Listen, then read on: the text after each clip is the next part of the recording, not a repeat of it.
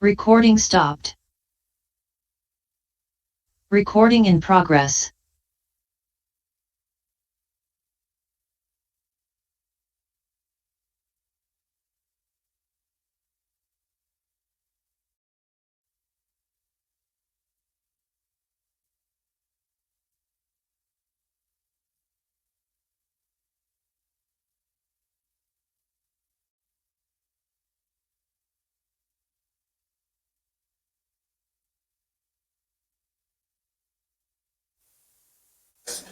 Are we going to keep going on the?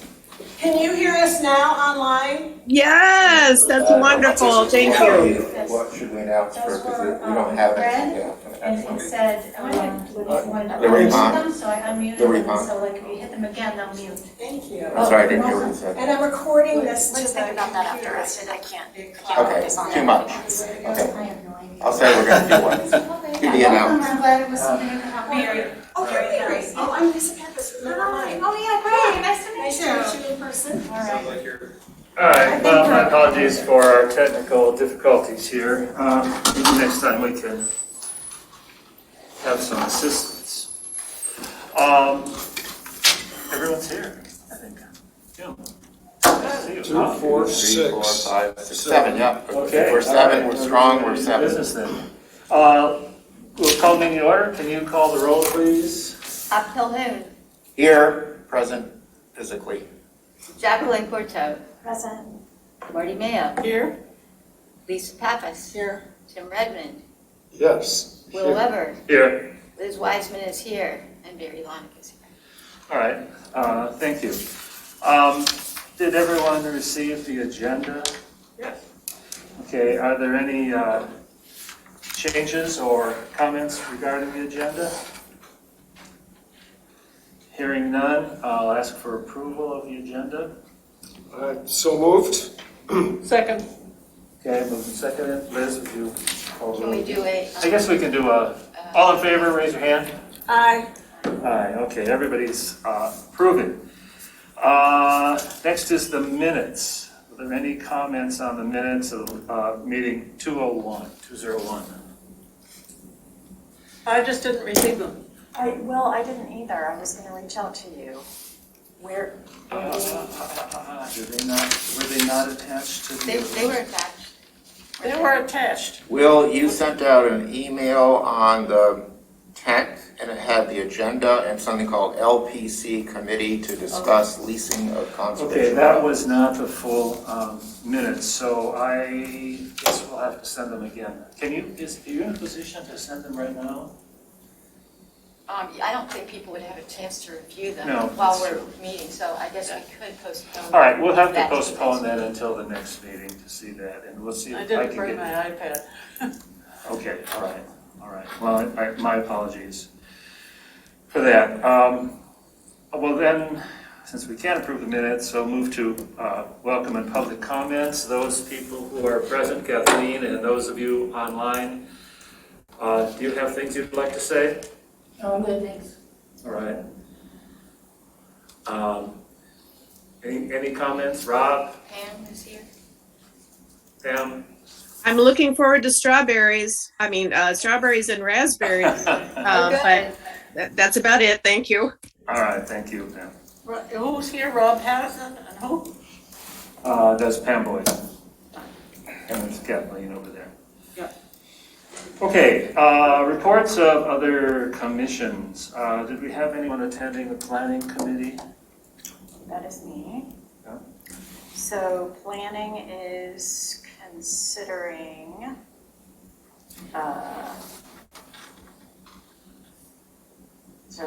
planning was not able to meet due to technical difficulties. So we didn't actually have a full planning commission meeting this past week. However, the Environmental Sustainability Task Force did meet, and one of the things we're looking at is the education and outreach by a master's project team that is supporting the work of the commission. And so there will be 2 interns who are conducting surveys this summer And we're trying to reach as broad a cross-section of the population as possible. So what we would like to do is when I send out word or they send out word and you hear from the interns, if you can then reach out to your own networks, because all of us have whatever our network is in Scio, and keep spreading the word to try to get more feedback on the surveys that the interns will be sending out. And the task force is also considering a climate action plan and looking at what neighboring communities are doing and looking at recommendations to make to the BOT. So that's from planning. Are all the questions set for the survey, or can questions be added? They're actively working on it right now, so if you have some ideas about questions, I'm happy to put you together with them. I do. I wonder if we couldn't add some questions related, well, yeah, that would be great. Okay. Jacqueline, where are the interns from? They're at University of Michigan. They're master's students in the School for Environment and Sustainability. So we have a whole project team of 5 students who are supporting the task force in general, as that is what their master's project is. But then 2 of those students are doing additional work on the survey stuff. So the whole team is working on education and outreach, but these 2 students who are doing summer internships are doing additional work doing these community surveys. So I will make sure to get you in touch with them. Well, yeah, and I'm wondering about measuring the Scio Township community members, their level of, well, obviously they have voted for conservation in the past, but getting a pulse now of what their thoughts are and feelings about. They've asked for, I'm part of the little subgroup that has to do with land and farming and water and air and that kind of stuff. And they collected each one of us in this subgroup, there's 3 of us, has my area's land, and they asked me for my 5 top goals for land here. And they did the same thing with the other 2 people. And I think they did the same thing in all of the other work Right, groups. they're going through all the working groups. So they're going to synthesize all that and pick out from there the survey questions that they think are going to be the most important ones to have answered. Did they say they'd give us a chance to review what they pick out? I think they're hoping for it to be an iterative process, so, but I will get clarification on that as well. Thank you. Parks and Recreation? Okay, real quick, Parks has been working on the Joy Road access, and I think I've talked to Barry about this, suddenly Washington Engineering has been hired about, 6 weeks ago to do a traffic study. If you remember Joy Road, where the eastern boundary is, there's a little house there, and then there's quite a steep hill, but it's short. And we've always thought that the access could be at the bottom of that hill, but the traffic study, the draft that I saw, I actually haven't seen the traffic study, but in meeting Alec, Jerome, and myself, and the chair of Parks met with the engineer doing the study, and he says, no. The hill would have to be actually physically brought down 2 feet in order for it to pass muster with the road commission. The piece that, we have a purchase contract, right? Okay. Yes. So the piece that we have a purchase contract with Wisely Fix. that's right. I was going to say Cody, but that's also has problems. There's not enough space between where people coming up the hill and then when they would see someone coming out of that parcel.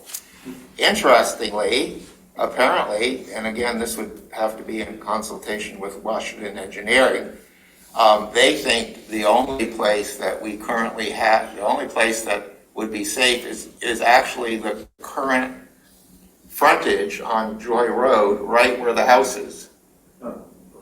So literally if you're coming west and it starts down the hill, literally right when the hill starts. So he went out, he's going to do some. The house that is owned by the Wisely Right, people. exactly. Great. So I don't know where that's going, but I do report that Parks is, or at least Alec Jerome is working on it. So this is access to what? Sorry, Van Van Curler. Curler. Van Curler. Yeah, I'm sorry, I didn't say that, you're right. So this is still trying to work out access to Van Curler. 21 acres that we just, that the township just bought on Marshall Road. I think we've determined the fact that it's going to be named after the husband. Loveland's late husband, Correct. which is Last name it is John? Marshall. John Marshall? Douglas, actually. Douglas Marshall, okay. Yeah. So we haven't made up the sign yet, thankfully, because I thought it was John, but anyway. That 21 acres is exactly what we thought it was going to be. It does make the connection with the 26 acres that we already own behind the barn, the beautiful fields and forest. And what we did is we went out a couple Thursdays ago, I think, and we found all the corners. Okay. So the corners that we didn't see the day you were there, Barry, we found the rest of them, and it was quite a slog, Yeah. as you know. But it's a beautiful property, some mature oaks, some areas that are more old field feeling. There's old stone walls. I mean, it's a grand purchase, and we haven't had an engineering study, but clearly there's going to be room on Marshall Road or fairly close to it for a small parking lot, probably 6 cars. Good. That study has not been ordered yet, but I think it's in the budget for this year. Let's see, Woodview Commons. So for those of you that participated, I know that Marty, you were at the meeting. On Tuesday, you know that there's been a revised PUD, i.e. site plan for the... I wasn't for that part. I left. Oh, you weren't for that, okay. So Jacqueline, you were there, so maybe you're better to report on it. But at any rate, there is a revised plan, but as part of that, a couple of us were silly enough to say that we would be part of a monitoring team to make sure that what was happening on the construction site actually was consistent with the approval. So as part of that approval, I think it's called a Heron Rookery monitoring team, has been approved by the developer. I don't know what that means, but we're working on that right now to find out what that means. And we have several volunteers, including myself, that will be putting a plan together to monitor. And I think, Liz, are you one of them? I'd like to help, yes. Okay, and then I think one other person here, Will, has volunteered, and then we have at least one person in Parks, Norm Roller. So we'll be putting together a plan. I've already contacted the site, the person who oversees the site for the township, or will be overseeing it once the grading permit is approved, and that person, whose last name can't tell you what it is, but his first name is Chris, and he is inviting us to the pre-construction meeting. So there will be a pre-construction meeting. If anyone here is interested in coming to it, anyone can go, but it's a chance to meet with the developer before they start breaking ground. And with all the plans and making sure everything's marked off. Let's see. Oh, and That might then, be a good idea, just so they know who we are. well, yeah, that might be good too, so we don't get shot. And I guess the thing that's particularly pertinent, Jacqueline, tell me if I'm missing anything here, to our group, is that the approval includes further work to be determined on whether they would end up donating an easement on the bottom south, the lower south, to whomever, or whether we would purchase the property outright, part of it. And I think Barry, you shared, sort of the original scope of what we were willing to purchase years ago. I think that was about 52 acres. Something like that, yeah. And then Jacqueline, do I remember the preserved open space on the site is around 58%? Or am I exaggerating? Oh, boy, It's some larger number than I expected.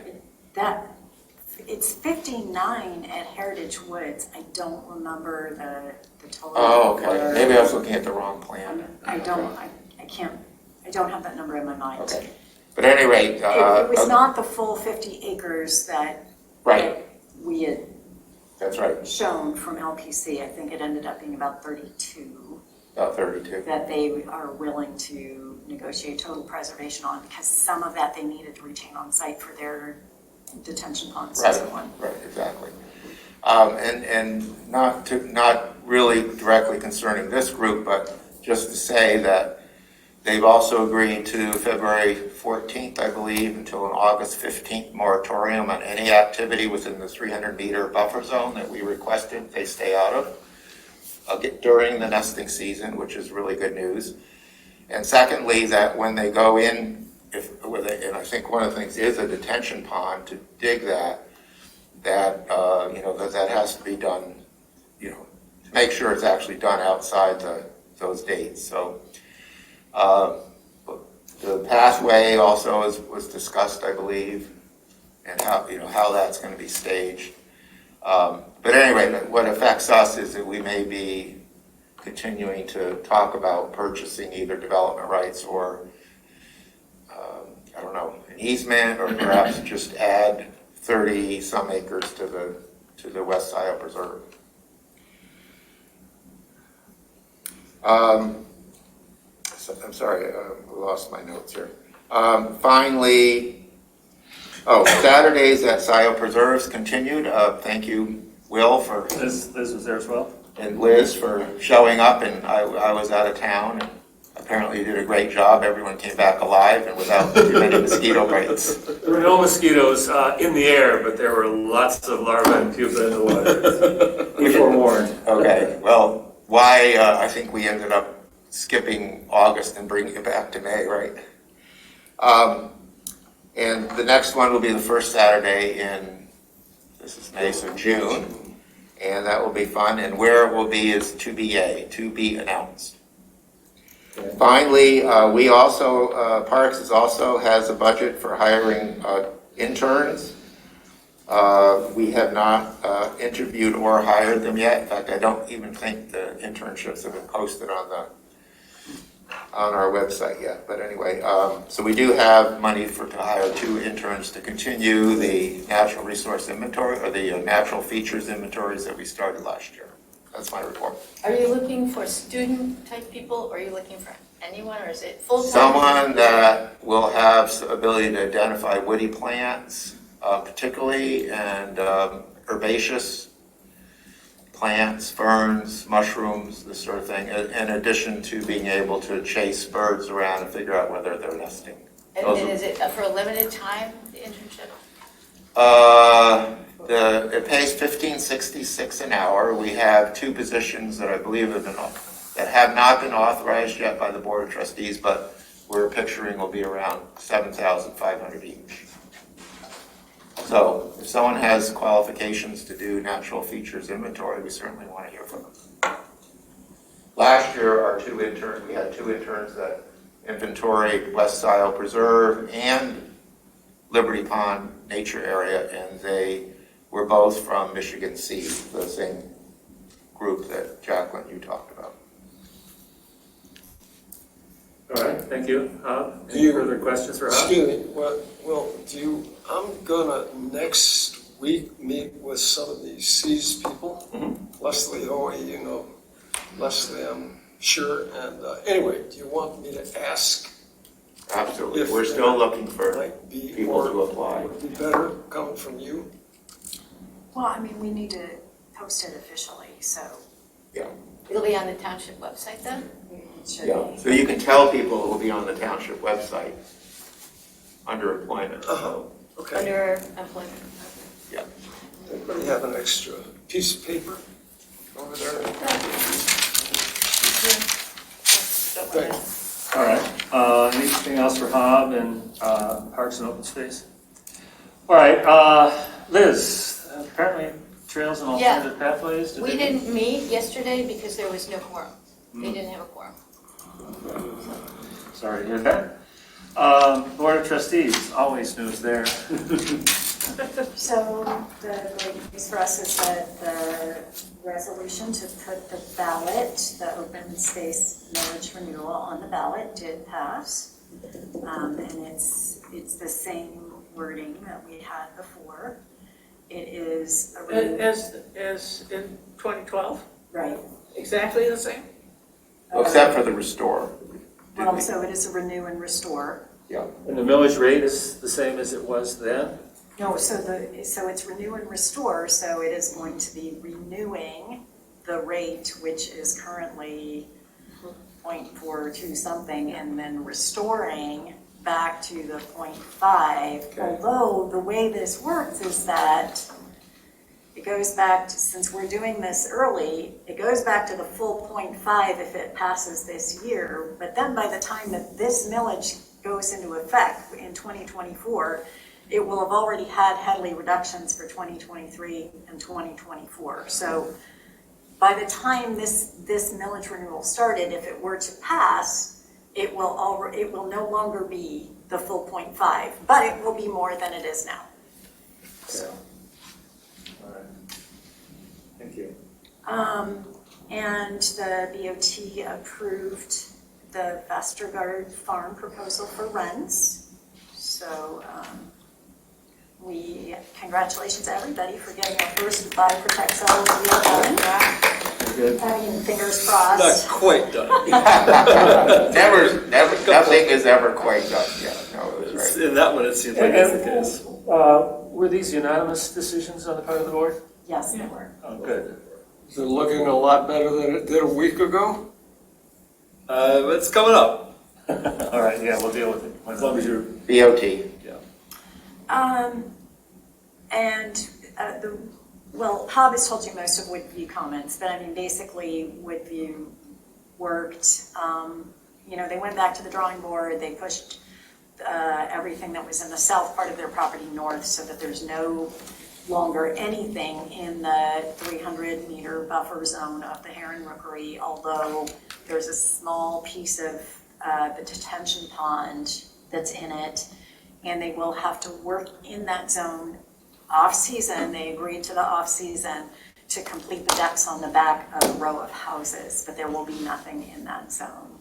And one of the contingencies in the approval is that they will work to determine some way of preserving that, a portion of the land, either a donation, an easement, or a purchase. So we'll continue to work on that. So I think those are the keys for us. I guess I will just say too,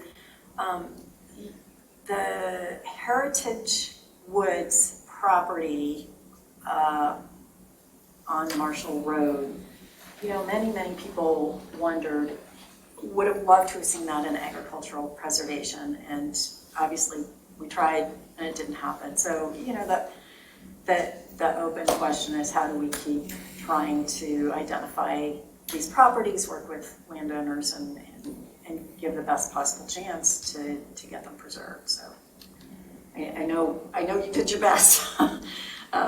yeah. We don't win every time, so. Jacqueline, where is that discussion about whether we buy that property or it's donated?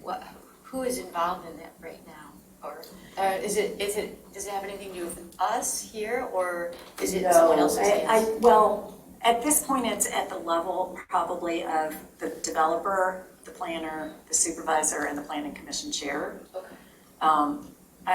Barry, I think, would be included in the loop, and unless we think that there's further action that we would recommend, I'm not sure when it would come back to us. I mean, I think they're in the middle of negotiating the PUD agreement, which spells out all the different benefits, and that's usually done at the level of, that core group of. Okay, but you would let us know if there were anything that if it would be helpful at some point for us to recommend something. I will let you know, absolutely. I mean, I don't think that conversation has started yet, because there are a number of other steps they're focusing on. Okay.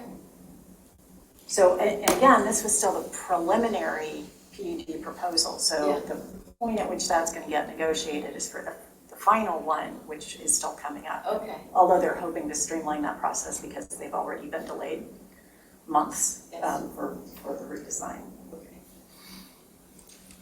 And the work, I asked Chris about the work out on Jackson Road, which you can see, and he said, no, that's just They're just setting up to get ready to get a grading permit. So they don't actually have a permit yet to do anything really on the site other than go around and put in fencing.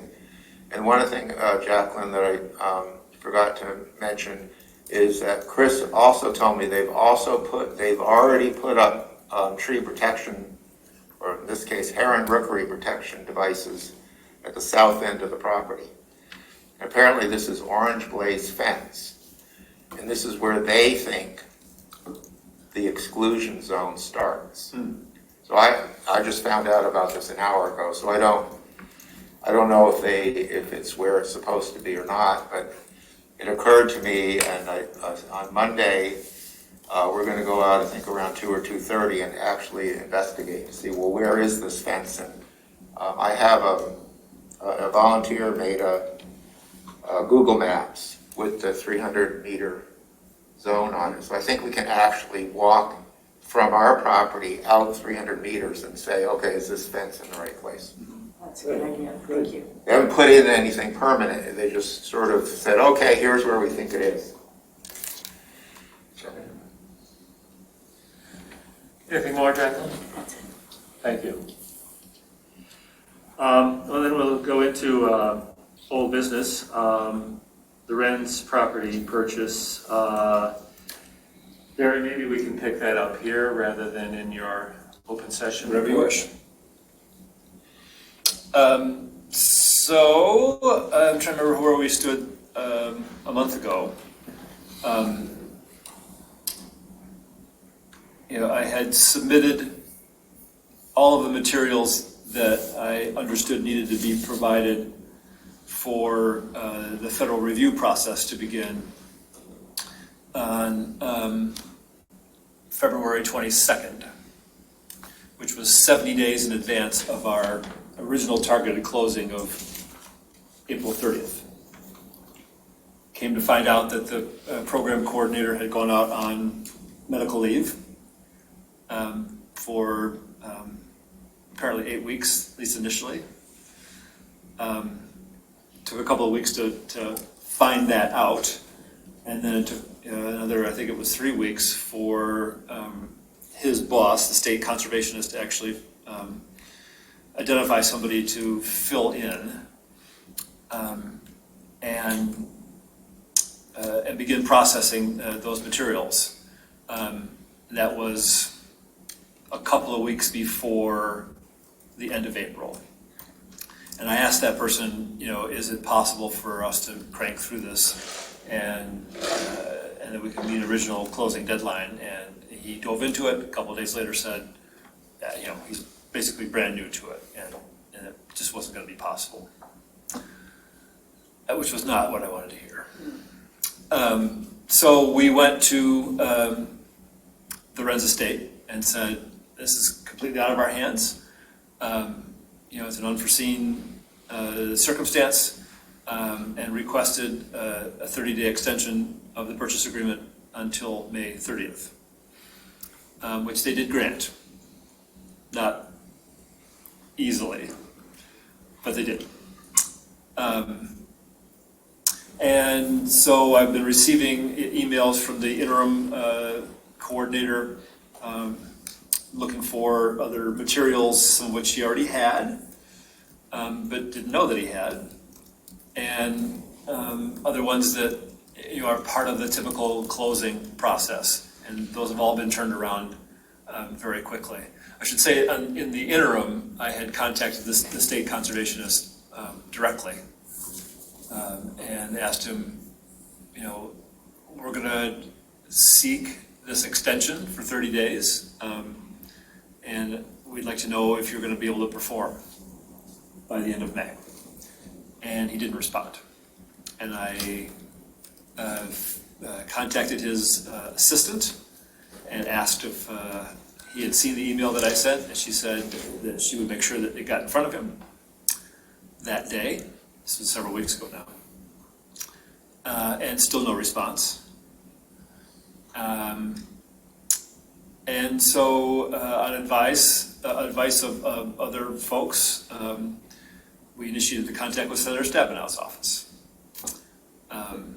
is of course one of our senators here in the state and the chair of the Senate Agriculture Committee, which is responsible for the Farm Bill, which comes out every 5 years, that includes the easement programs and lots of other things. It's an enormous omnibus bill. But the easement programs from which we are getting money for this property, but also have received money from other properties, the Andrus easements, for example, most recently, is one of the senator's, if you will, pet projects. She's been the advocate for that, for having them in place and having the funding for them. So it was an extraordinary move, but appeared to be necessary since we weren't getting any response. And we have a deadline, a new deadline. And remind us how much money is at stake here? From the federal program, it's 29% of the purchase price, which is nearly $3 million, and that works out to be $868,550. It's not a small amount of money. So that inquiry went into so I contacted the senator's staff in Lansing. They sent me a form that needed to be signed by Will Hathaway as a supervisor, basically requesting them to intervene. And Will signed that and sent it in. And then the first of the following week, I got a call from the state conservationist. Wow. Gary Lee is his name. He was not happy and tried to BS me. And I said, I'm not taking any of this from you. You know, we have a deadline. You have a process. We need to know whether you're going to perform or not. It didn't go well. I didn't feel good. I felt really pretty bad, actually. Not a good day. But then found out from Will Hathaway that Mr. Lee had also contacted him. And so left a voice message for him. And so Will and I had a conversation to get him up to speed on where things stand. In the message from Gary Lee, he left his cell phone number, and so Will said, let's just try to call him.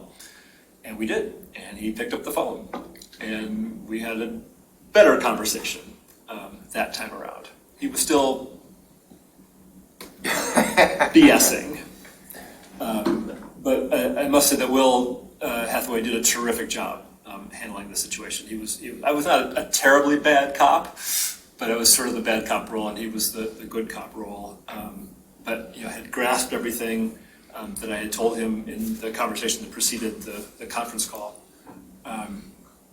and just was insistent about saying, look, we got a deadline, we need to know whether you're going to perform or not. And Mr. Lee said that he would do everything in his power to see if we could meet that deadline. And so subsequent to that, we've received these other materials, forms to be filled out, and things for the title company to do. Those were turned around very quickly as of a few days ago. And so it was yesterday. Yes, it was yesterday. I asked Will, actually wrote the email for him, but he was good enough to send it on to Gary Lee and say, we need an update from you, where things stand. We've provided everything that you've sent to us. The deadline is looming, and we need to know if you're going to meet that. And as of this afternoon, he hadn't responded yet. So it may be that Mr. Hathaway and I will have another phone call with Mr. Lee tomorrow. And So- Lee is with the federal? His title is the State Conservationist for the federal agency called Natural Resources Conservation Service, NRCS, which is an agency within the U.S. Department of Agriculture. He's in Lansing? He's in East Lansing is where their office is. It's the state office of that federal agency. Every state has, It's still the federal money that we're waiting on. that's correct. Everything else has been approved. Everything else has been approved. So he's just in charge of the federal money for Michigan? For That's correct. processing things for Michigan? Correct. And Is he still sick? No, it's a new guy. his staff person, the program coordinator, is the one that's still on leave and unknown when he'll return, if he will return. I've heard nothing about that. So it's the boss of the area that is BSing you.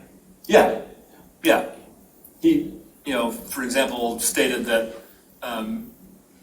the delays in this were not due to that program coordinator's absence. I was like, well, that's exactly why there's the problem. You don't have anybody in the role, and you didn't fill it for 3 weeks or 5 weeks, I guess it was. Oh. And there's no staffing problems in RCS. I was like, that's nonsense, man. I've since found out from my colleague Remy Long at the Greenbelt program. Of course, we've used a different pot of federal funds, the Resource Conservation Partnership Program. Use that for one of the Andrus easements, and that RCPP award is basically used up at this point. We have a new RCPP award that is in effect as of last September, or October, I guess it was. But we don't have access to it yet, in part because there are rules about how the funds are to be dispersed, and no one in his office to interpret those rules and then say to us, the partners who have access to that funding, this is how you need to apply for these programs. I was not aware of that until Remy told me that there is no RCPP coordinator in the state. And we're not the only award in Michigan. I know that there's one in the Traverse City area, and there may be several others as well. So there's easily north of $10 million worth of committed funds for various things under the RCPP umbrella, and nobody to work on those programs. And for every grant award that's made, in our case it was $7.4 million, 10% of that amount, not part of the 7.4, but so they get $740,000 to manage the RCPP program, to hire a coordinator and deal with it and so forth. So if there's $10 million of committed federal funds, there's $1 million or something of funds available to hire staff and manage the program. And he has hired nobody to do that. There's no RCPP coordinator. And so Remy's had to interpret this new language and say, I think this is how we're supposed to do this, but so it's to have the state conservationists assert that there was no staffing problems is absolute nonsense. But I didn't argue that point with them, nor did I argue the one about the one of the program coordinator's absence being the reason why this particular package of materials has not been reviewed and processed. I did argue with him because he said it to me in the first phone call, and he brought it up again when Will and I were chatting with him. He cited the contract between Scio and NRCS that commits the funds that he was claiming somewhere, said that these projects can take 18 to 24 months to complete. And here I am asking him to act. So that contract was signed. He signed it in early September of last year. And so here we are in April asking him to, it's 8 months later, 7 months later, something whatever. And he's like, this is insane. Nobody's ever worked on these things this fast. And I was like, well, I don't think that's true, first of all. And second of all, you're dealing with somebody who's really good at doing these things. And so all you need to do is review things. It doesn't say that you get 18 to 24 months to review stuff. You review stuff when I send it to you. And actually, I looked up the contract earlier today, and it says that they will review things in 60 days, which is what the person on leave had told me all along. It's right there in black and white. And they're not fulfilling that. There has been some action since then. We've provided everything we've been asked to do. If we don't get a response by the end of today, then I'll be asking Will to set up another phone call with them. Would it be good for our organization to talk to Stabenow about this gap in Michigan representation of these national programs? Because it's a bottleneck. Yes, and we're not alone in that regard. I had some indication that Wisconsin is in the same situation where they have no RCPP coordinator either. So the partners locally here, as well as the other ones around the state that have these RCPP dollars available to them, have been in communication to say, how are we going to handle this going forward? And that's in process. So, so the answer to that is yes, we will have a role to play, whether it's contacting the senator's staff again directly, or I don't know what that's going to be just yet. That's being under exploration. And also, even though it appears that we're not going to be needing American Farmland Trust to intervene and acquire the Red's property, because we've now got the authorization from the Board of Trustees to assign it to Vestergaard, they're now actively engaged in this whole process as well. And so, they have the contacts in Washington. So they're working that side of things, and we're working things here. So hopefully we'll come to something. 18, 24 months is just, It's bullshit. Yeah, it is. It's a made-up number. imagine. Hello? And he's got money to hire staff that he Yeah. doesn't use. Correct. Anyway, are we gonna have to deal with him in the future? Are we gonna have to keep dealing with him? Well, I mean, ideally, the ideal situation is that Brian Thomas would come back and continue to be serving in that role, because Brian did a terrific job for us. He was able to turn things around quickly. When I got these recent forms from the interim guy, they were the blank forms, which was easy enough for me to fill in. It wasn't that much to do, but Brian's provided that stuff to us. So all I had to do is send it on for signature. It was great, and I relied on him for all that stuff. So hopefully somebody will come in. Understanding contingency, if the funds do not arrive by the end of May, for which we have the extension, what are the consequences? If they're not going to be available in Yes. 18 days?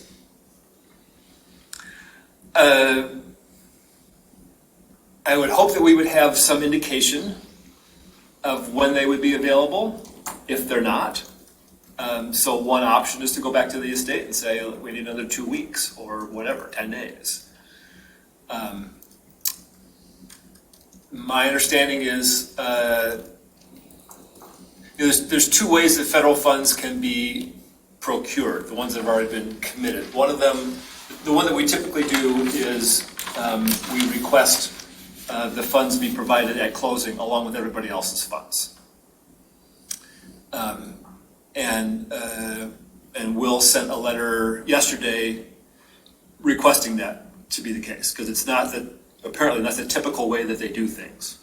The typical way is to do reimbursements. So you pay the committed federal amount at closing. The township. The township, whoever the entity is. In this case, it would be us. So in addition to the $509,000 that we're putting in out of our own funds, we pay the $868,550 and then seek reimbursement from them for that amount. And the contract does say how quickly they'll turn that around. It does say 30 days. We'll see. So what we have said to them is, look, we've got the funds to be able to cover this, but we need to know that you're going to reimburse us. What I was previously told was that, because I suggested that we do that by April 30th, that we would just cover that part and get reimbursed. And I was told that if they haven't done all their approvals, then their funds could not be before closing. Their funds would not be, those funds would not be reimbursed. So we still have to get the approvals, even if their funds are not available at closing. So that's still a possibility. If they get all the approvals done on May 29th and they say, we just don't, we can't, process this in time, we can say, we'll cover that and then we'll get reimbursed for it. And that money is available in our millage fund? Correct. There's enough there to cover it in the short term. Yeah, we've got. So it's the approvals that we don't have? Correct. Yeah, and they were hemming and hawing about all the things that needed to be done. And I said, send me everything. It was 4 things. It was 2 things from the title company, which I sent to them, and they turned around the next day. It was this one form that just filled in the numbers and had to get the signature of the seller and the township, and was one other thing. I was like, that's it? It's not that much to do. We got the conservation plan, is that already done? It's all done, yeah. All these things get turned around the next day. So 2 title and 2, what were the other 2? One is this form that says what the appraised value is and the sale price and the amount of discount, which is $2,000 in this case, and how much the entity is putting in, which includes all of our other partners here locally, including the state of Michigan. So sort of an accounting sheet. Yeah, Sort of basically, thing. and then it lists all of the due diligence costs, the survey, the appraisal, the environmental, just as reference, because somewhere somebody looks at all that stuff and says, well, we put in 550, but we leveraged not only 71% of the purchase price, but we also leveraged another $20,000 in costs that were borne by the entity. And they turned that around as well. Yeah, that was turned around the next day. Okay. Yeah. So there is some movement, but not Yeah. terrible fast, not very willingly. You Sort of turned it around. unwillingly. I turned it around fast, yes. Yeah, you turned I mean, literally the next day. Yeah. Every one of these things, next day. Okay. All right, well, maybe we can move on then to Yes. other items. Thank you, Barry, for the diligence that you've had to put in. I'm so I know glad there's this a is lot of done. language involved in the So good glad. life. Who knew, right? Yeah, I mean, that it was totally unexpected that and my sense is that Brian Thomas was running the annual ACEP program that we got this money from. And he was also running the Wetland Reserve Easement Program, so a separate program doing similar things. And then when RCPP came on, and there were these easement projects that we're working on here, and maybe other parts of the state are as well, they just said, oh, Brian, you're doing some of the stuff, we'll just give that to you also. And just kept piling stuff on him, and then, the things changed, and, I think he just kind of, got overwhelmed and said, I need a break. And the last few times that I talked to him earlier this year, he did sound a little ragged, he's not a, Could our local guy Solomon help, do you think? No, that's not what Solomon does. Solomon is doing the conservation plan. I actually spoke to him earlier today. That was another piece that had to be completed, and he has produced that. That's the piece that he does. There was also a series of 3 forms on hazardous waste that they couldn't find on file, and I didn't have record of them. They're not something that I typically do. That's something Solomon or somebody in his office does. And so I got those forms and I filled them all out, and I contacted Pam Martin, and then I started sending them. I sent them on for her signature and copied her attorney, and the attorney said, "Oh, I got those forms." Oh, great. And because this between the landowner and NRCS, so I just they just take care of it. But he had copies of them, and they were filled out last June or something like that. And but there was just no record of them being filled out. So those are the things that Solomon does as the district conservationist. That's his piece of it. Well, it sounds like you've turned over just about every stone that you can. Yeah. So far. Yeah. All right, move on to update on our village renewal efforts. Well, we're just really glad that it passed. Thank you so much to get that back on ballot. We've got a meeting coming up later this month with Webster, Northfields, Dexter, and ourselves, and we're just sharing notes, comparing notes, and supporting each other in a plan. I put together an area where we can all share resources. Some other townships outside of Washtenaw County joined our group, but I said that I did not want to share information outside of Washtenaw County. I just wanted to keep it focused. And then I reached out to Liz to help you know, with our small thinking group with Hob, you know, because now that we have the go-ahead with the ballot, we need to go forward with the next steps, and we'll be submitting the application for either the PAC or the ballot question. Hob has been helping to look for a treasurer. If we go for minimum expenses, I'm fine with being the treasurer.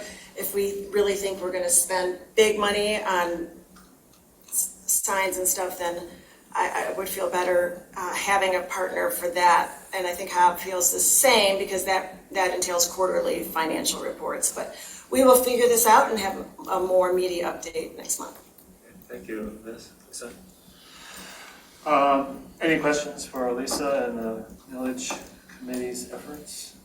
Appreciate you moving forward. I'm sure you're feeling gratified to have the official status of the village underwritten by the board. Good. We also had another committee on, we'll come to that later. Tim, you were going to tell us a little bit about the state of Washington Land Link and where that is and what's happening. Yeah, it's called Michigan Land Link, actually, and it's you know, for our buy, protect, sell strategy, it's a good tool for finding people who want to buy the piece of property that we come up with. It's going to be a statewide site. Where it is right now is that the board of the WCCD, Washington Conservation District, voted to take it on within the WCCD here in Washington County. And Megan DeLue was instrumental in getting that to happen, and that was good news. And they're going to devote a person to it. The budget for the next 2 years, which is it's a very kind of a fledgling website right now, but y'all can find it by just going to mifarmlink.org, I think. And Am I FarmLink or am I LandLink? it's FarmLink. It's called MI FarmLink. I mean, at some My point, farm we is might one change word? it to, MI FarmLink. Yeah, it's .org. It might change to LandLink in the future, but the group that got together initially to try to get this to happen, because the initial grant awarded to Ottawa County on the west side of the state, whose people living there recognized the need for a way to publicize pieces of property that came up.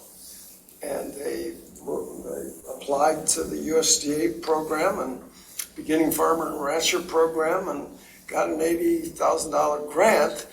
And that was about a year ago, and that runs out and they can't go back for more. So they began to, they contacted Trilby, I think, initially, and this is Becky Hutenga over in Ottawa County, which is over on the west side of the state, southwest corner kind of. And there's a lot of farming going on there, but they don't have a land preservation commission, and they don't have a budget for it like we do here. They'll have a millage. They do an easement every year or two. They have a millage, but a small. No millage. Oh, no millage. But they do have a little committee. It's out of county funds. Yes. Or Yeah. actually, they're leveraging state and federal funds and any private donations they can get, and then landowners being willing to discount the sale price. Yeah, so, the small group that I was part of that sought to get the Megan DeLue's Washington County Conservation District to take it over to build up the website and make it healthier and broader. And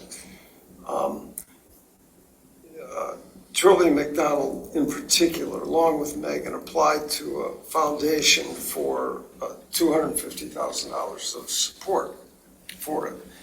They agreed to come up with $85,000 of support if we can find 2 more foundations or conservancies or whatever to other places to get the $85,000 to match it. And it's going pretty well. I mean, Trilby's got a lot of connections, so does Megan, and so does some of the other people participating.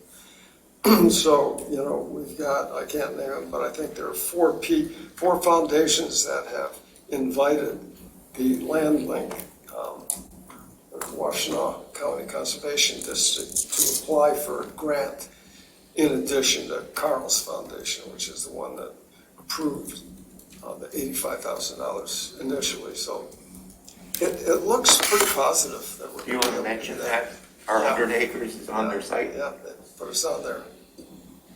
Yeah, that was good. I mean, we have such a robust kind of list of people here that we didn't need that, but. So the WCCD will have this, assuming we get the money, and we can hire a full-time person to administrate it and some, you know, website people to build it up and popularize it. WCCD will have it for 2 years, and hopefully by then the Michigan Conservation Districts, the overseeing body for all the county conservation districts, will take it over and put some budget toward it and go on. So yeah, it's looking very good. And you know, we've got a lot going on here. We don't need it nearly as much as the other counties, Just but it's call a good Barry. thing. Yeah, that's right. Barry, what have you got today? And it could allow disadvantaged people around the state to acquire farmland and become farmers if they want to, which is kind of out of the question for most. Well, even Vestergaard said that they couldn't afford to pay full price for that 100 acres. No, he couldn't have. So, and he's not disadvantaged, but he's a hardworking guy. All right, So that's it. thank you, Tim. Under new business, we had a committee that met Marty and Barry and Liz and me to talk about the circumstances of having land for which we have an easement, but for which we haven't contracted anyone to take it. So the question, and basically the Buy, Protect, Sell program is going to create a certain set of opportunities where we may have more influence in what kind of agriculture we decide, or what sort of use land should be put to. So Barry helped us by drafting a kind of preliminary document. And the way it goes, and this is what was attached to your minutes, but which apparently wasn't printable, and I apologize for that. So I'll just go over it from my copy.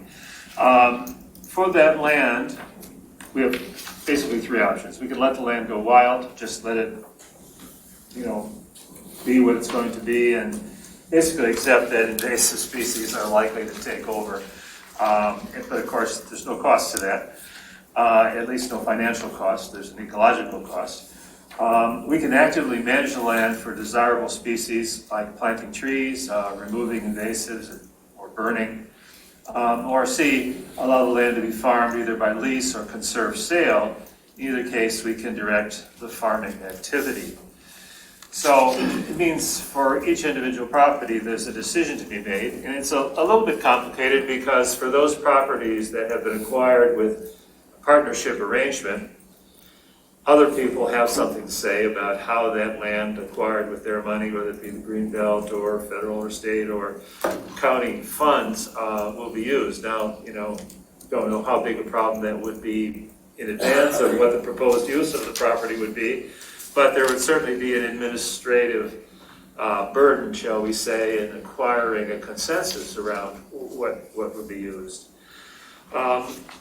In discussion, we were in agreement on the following things.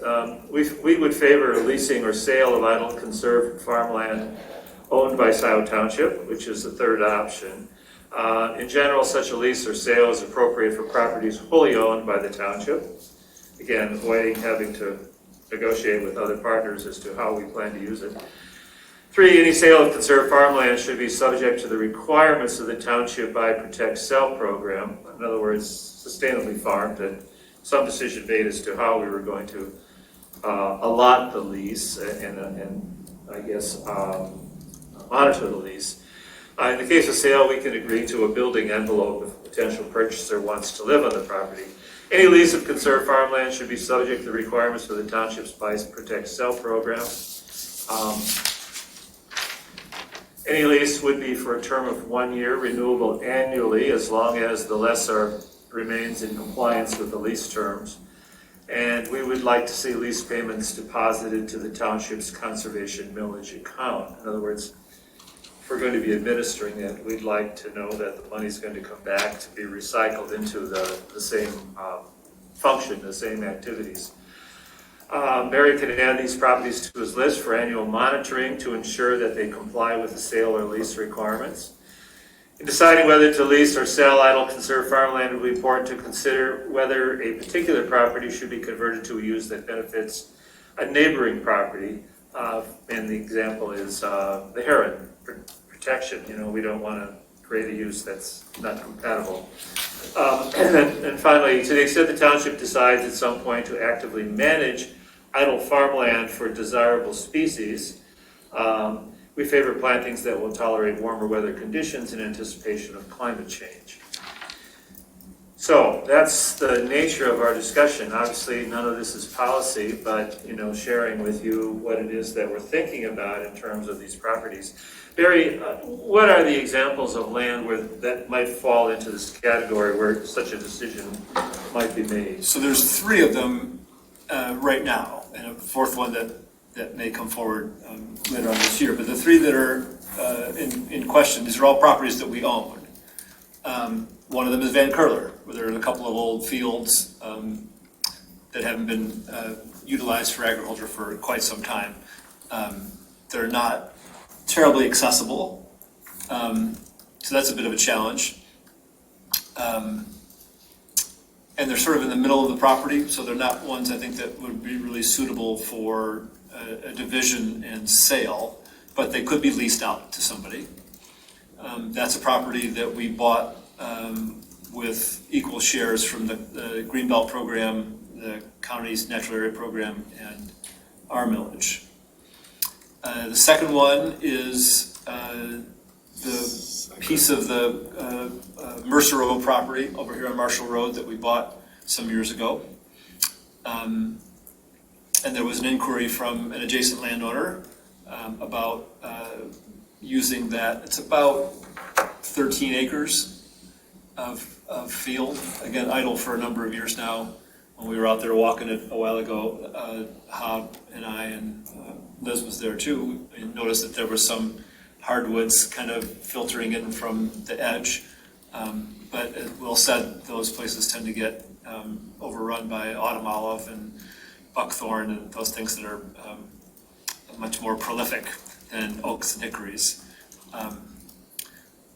So that's one, and then and that's one that we bought with county money.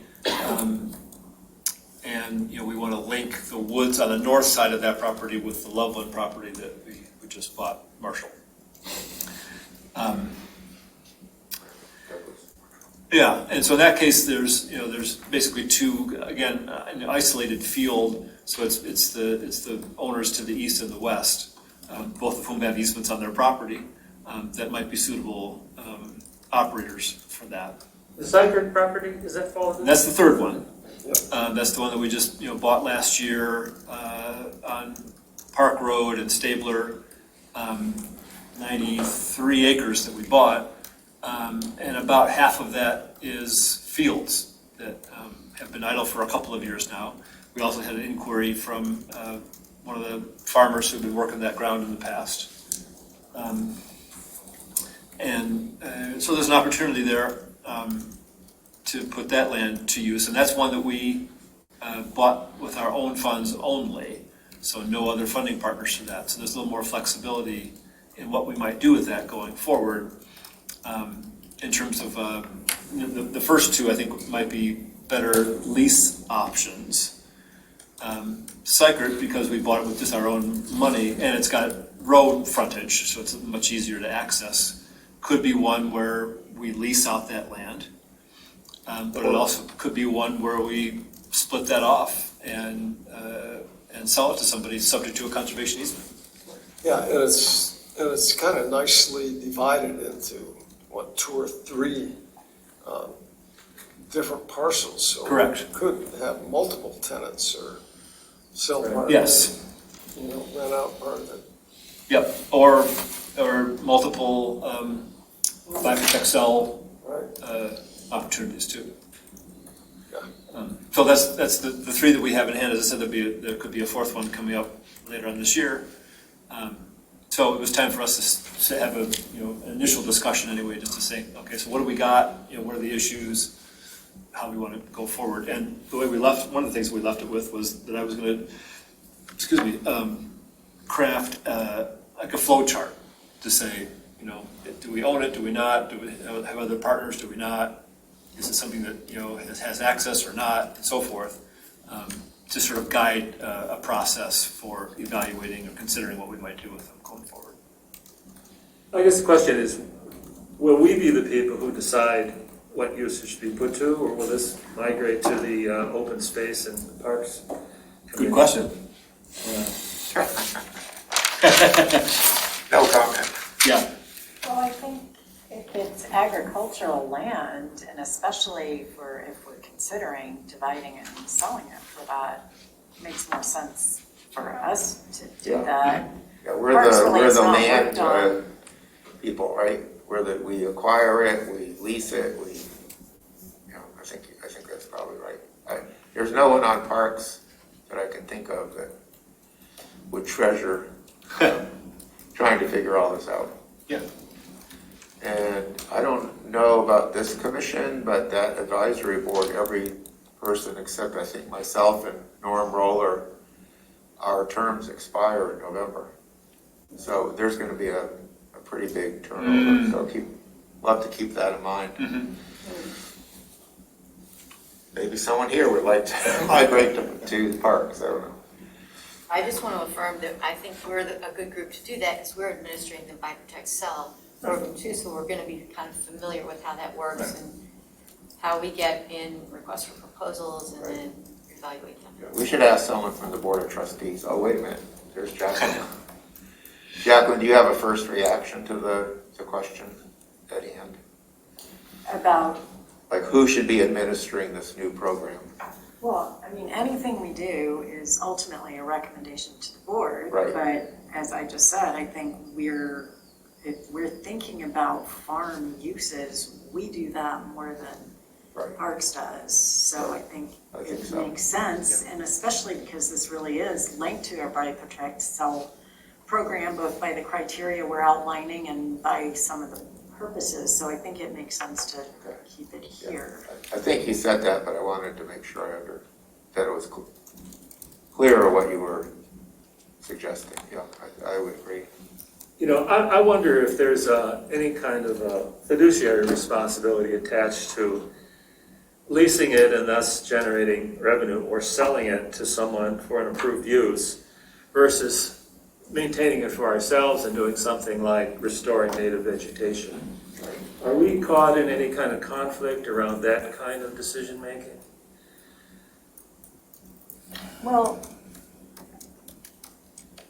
that is where we would have to work closely with Parks, because if we ever want to say this parcel should be managed actively, restored or actively managed for ecology, then that's their budget. That's Parks and Preserves, Parks and Pathways budget. That wouldn't be our budget. Ours is focused on acquisition. So I think at a minimum, we have to check with them whether they have the budget to do that management. And that might feed into our question about, it might mean we have to be very cautious about which ones we decide should be targets. And so I think, for instance, if there's something like a heron rookery nearby, then like with Sykert, and like, is there land right by the heron rookery? Maybe that's one where we think about active restoration. But I think that's a perfect example. That 30 acres that's I mean, you've got the Heron Rookery, and there's the 30 acres. It's mostly field, yes, but So, right for restoration, I would say. so Will, I think you're right. There is a financial component of that in the sense that anything that were to go for active management, we'd have to be sure that there was a budget, and that would have to be a very distinct and clear handoff to parks. Sure. Well, looking at the other alternative use, which is to sell or to lease, who would be the likely administrator of that? And is it reasonable to expect that the funds would come back to LPC for use in other projects? Is there any restriction on that kind of recycling of revenue that would be the result of our taking a sale or lease action? Well, I would have to double check with the attorney. I mean, I think a sale should pretty clearly come back to us, just because, you know, we put out money to acquire the land, and so if we're selling part of it with the easement on, then that should be a pretty straight, you know, transaction, I would think. I would guess a lease should also, but I will check with the township attorney on that. Okay, those are probably two questions we should answer before we start getting specific about what we're going to do with the property. But again, as Jacqueline said, we're making a recommendation, so that's what we're doing, it's just making a recommendation to the board, and so the board is the one that's taking action if they choose to do that. Right. So interestingly, Jacqueline, you know this, I don't know if anyone else is aware, that the part of the Woodview Commons approval of their PUD was for them to build, I guess in phases, a trail that actually leads right to Syker. And I know TAP has already been out trying to trace where they would take that trail out to, I guess it would be Park Road, where the development is starting to build an external trail. When I say the development, I mean trailwoods. So just keep in mind that Parks is not the only other advisory board that Right. has an interest in what happens to Syker. They're very keenly interested in what happens to Syker. Yep. When I say they, I mean TAP, Transportation Alternative Planning Right. people. Who else is keenly interested? Who did you say? The Pathways folks, Pathways, yeah. that Jane Vogel used to be head of, and now I'm trying to remember who it is, the fellow that used to be Roy Townsend. I'm sorry? Roy Yeah, Townsend. Roy Townsend. He's the one that came out about 6 months ago and went through the whole cycle and was very excited about it. All right. So to summarize, Jacqueline can check with the township attorney on where we are as far as any proceeds of sale or lease, but so is that the next step before, you know, you said you had an inquiry on one of the properties? Two. Two inquiries, okay, so we need to nail down a few things, and then we revisit this conversation again? Right, and I guess we get specific about what permitted uses we imagine are acceptable and whatnot. And we have our buy, protect, sell framework to work within Yes. already, so that's a great resource. Right. Good starting point. Yes, need to get specific to the individual properties. Yes, right. And Will, just let me add, my role in the sustainability task force for the township. Our township is agriculture and land and soil. And I'm recommending, there's various parts to that, but food system that we consider to be secure for the future, to be a sustainable place here, that we strengthen our food system, which means get more farmers growing food for humans involved in our land here in the township. So do you, Tim, have expertise, or can you imagine recruiting into this consideration of how to use land, expertise that matches up with that program? I mean, do you see a role for our getting advice on what kind of sustainable use we put land to? I didn't quite. I know, get that from you. you're talking about sustainability in agriculture for the community. Yeah, And of course, I think we share that goal, perhaps not with the same level of articulation that you have. But when we make a decision about, one use of the leased land versus another, can you suggest, or do you think there's some way that we can look at the options that are available, the kinds of suggested uses that we might consider? I mean, I would know what to suggest to yes, someone who wants to I visit. think we should, Well, if I can step in, I think we already do have a start at that because we have the other 6 proposals that were submitted for Ren. So I think our first step needs to be, let's look at what the characteristics were. What acreages were people able to use initially? What did it look like as a size was that they were most interested in? What are the kinds of agriculture that they're looking at doing? And then we will have a starting point for, hey, based on what we already know from people who've already given their interest to us, what are some things people were looking for? So I don't know, Tim, I think that would be one first step, right? yeah. So you would imagine a new kind of recruitment RFP process based on what the experience was with. Not even, I mean, that was what I had initially proposed that we do, that we just put out something called an RFQ where we would just put out a general thing saying, hey, what are you interested in?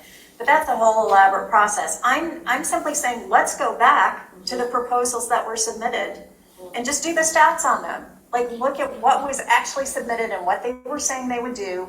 How many acres originally were they going to use? Because some of those smaller people couldn't use that whole amount of land to begin with. Right. So really look at what their agricultural activities was and what sort of land sizes they were interested in for an initial acreage. And I think that would be a good starting point for thinking about, okay, we already know that there is interest out there to do this kind of farming on this kind of parcel size from what we've already seen. And so the big picture here is, it was not a big picture 10 years ago, but we are driving to be secure among all that's happening within all that's happening with climate change, right?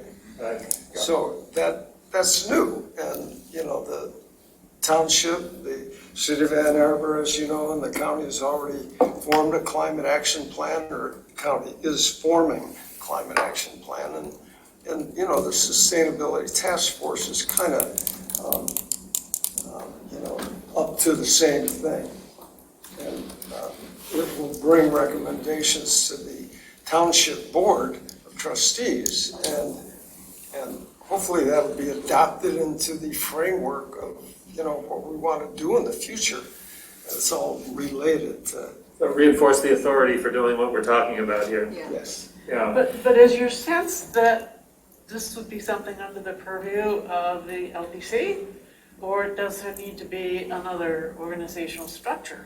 Well, I think to that do Jacqueline's these going to look at evaluations? sort of some of those legal issues that are involved here. But I mean, what do we have to do? Do we have to request from the board that we have a person in the township that is kind of overseeing multiple things, not just what we're doing, but, some of the. So currently Parks and Open Spaces have been meeting with now the former administrator, the person that was hired 5 months ago, with a position that could, assuming it is approved, which we don't have, there's a budget for it, but I don't know if the Board of Trustees is ready to approve a full-time position.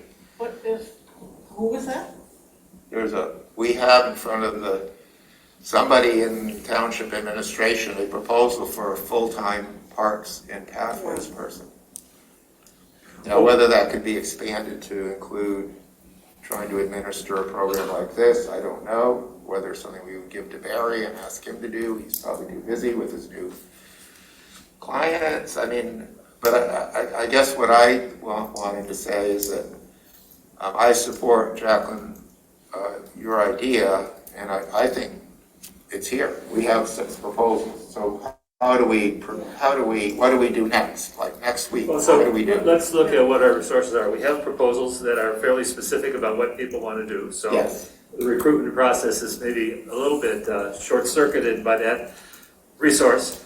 But we have properties that are available, Barry, right? We've talked about 3 where potentially we could be making them available for the uses that people have expressed. So what's somewhat in question is the authority for us to go ahead and make those allocations or the match, right? I mean, we don't want it to be a contentious process here as we try to understand how to work it out. Were all of those properties bought in collaboration with partners, with grant money and so forth? Not psychers. Okay, because I might, Cypress is the one that Easiest one is like, could be divided, I mean, it has several logical parcels. well, there were 2 points I wanted to make. One, for those properties that were bought in partnership with another organization, that might help with specifying the use of the land, because you can look back at that organization and what are their criteria and what are they, so that you just go back and look at the grant. So, and focus on what their mission is. So that would help for those properties. Another thought is with the millage coming up, anybody who might say, might not be in support, they might appreciate the fact that we are having some revenue generated as well. Oh. So I always am thinking about how the naysayers for this, and it might be positive to show that we're revenue generating as well. We're not just sucking money to preserve land, because people might just be thinking, hey, you're taking away my tax base, and I'm not voting for it. But if we show, I wish we could also have a team to show the economic benefit of the quality of life and good point. anyway, just, it would be good to show revenue. One more thing, Will, to complicate a little bit just what you were saying, we do have the 6 proposals, but we also have 2 inquiries that were not within those 6 proposals. So we would have to, somehow figure out how to incorporate those as we evaluate possible lease or sale. Well, the other nice thing is it's because Sychard is 100% Scio Township funding. Two things. So that kind of makes it easier for us to evaluate whether Sychard, any of the fields at Sychard would be appropriate. Secondly, Sychard, if you remember, is actually a 3-parcel purchase, 3 separate tax IDs. One of them clearly needs to be kept and probably restored with native plants because it's it's within 100 yards of the heron rookery. But the other 2 both have road access. Yep. So they're, it's not like we'll farm this, but we can't get to it. Right. They both have, and at least one of the parcels, the bigger one, not the one on Stabler, but the bigger one has several fields. So, we don't even have to talk about leasing the whole property. We can say, well, this field is appropriate for this field is appropriate for that, this sort of thing. But I think it's an exercise, whether or not we have the authority, or whether or not we feel we know what we would do with the money. I think it's an exercise worth doing regardless. Well, through Which all is the sort of my steps. feeling. Let's do the exercise, and what kind of recommendations would we come up with, and who would we make them to? I don't know. I don't think it matters. I think what matters is that we do the mental work. Is there any way to, I don't know how our budget line items work, but to say that anything that is generated from these types of sales can be focused on restoration? Because I know it's come up before, our focus is on acquisition and buying property to preserve, but where does the money come from for restoration? Well, that's the Pathways and Parks Village. Could this be the program? It's already been passed. We have the money.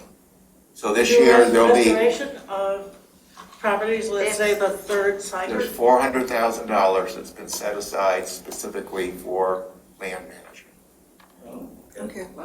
So public access, trails, native plant restoration. Jacqueline, tell me if I'm wrong about this, but isn't that what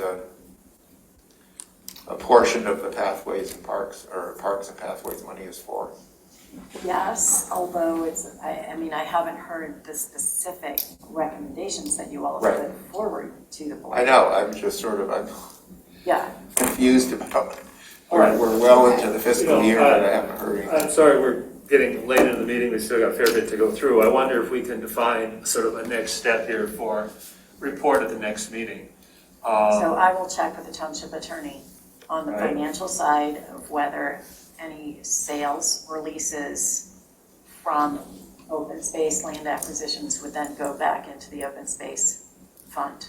All right, and when you meet with Trails and Alternative Pathways, you might bring up the concept that we're talking about. Sure. And see how well it's, and same thing with open space, let them know we're thinking about this and Sure. see what response there is, and we'll compare notes then at the next meeting. Does that sound reasonable? Yes. Okay, good. Barry, I think it's kind of constrained your time here a little bit. We're still in open session. So. Yeah, and I hit on several things previously anyway. The millage renewal, the NRCS staffing, the RCPP situation. We have had a request from Arthur and Marjorie Levine, to whom we sold the 8 acres of the Mercero property with the pole barn, subject to an easement, a conservation easement. But we also retained a 20-foot wide access easement along the east side of that property. In case About foot access. Yes, pedestrian access, in case we needed that to reach the northern part of the Mercero property. Since, or more recently, we acquired that property from Virginia Loveland immediately to the east of that. And as Hub indicated earlier, that's a place where a parking area can be established and a trailhead, such that that access, the pedestrian access easement is no longer, or I guess, no longer needed. We've never exercised it. It's just, it's on paper, but never pursued. So after the purchase of that Loveland property hit the papers, we got a contact from the Levine saying, can we abandon that pedestrian access easement? So that's up for discussion. Doesn't have to be today, but want to get that on the table. I would say let's wait until Parks has actually managed to do what they need to do. We've actually cut a trail through the 20-foot wide. It wasn't hard. I mean, it wasn't easy. Yeah. Last summer. I'll have to think about it. Yeah. I don't, Okay. But my first reaction is, I think, lines up with Jacqueline, your reaction, which is let's wait and see That's fine. how things play So out. Levine's interest is in having more control over that property, I think, and not having to leave it available, but rather making it available for agriculture or other uses. So